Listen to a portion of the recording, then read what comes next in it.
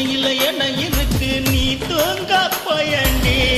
அன்னையில மோர் கடையும் வேலையெல்லாம் பெண்ணாண்டி தை போல இருந்த என்ன மோர் போல கடையிற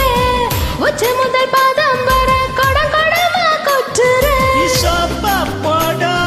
நான் கரைஞ்சிட மாட்டேன் இந்த மாப்பிள்ள கிட்ட ஆகாதே துணி மூட்டைய போல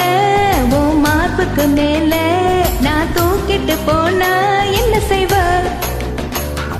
சும்மையா தின்ன சுமக்கும் ஒரு கழுத்த நான் இல்லையே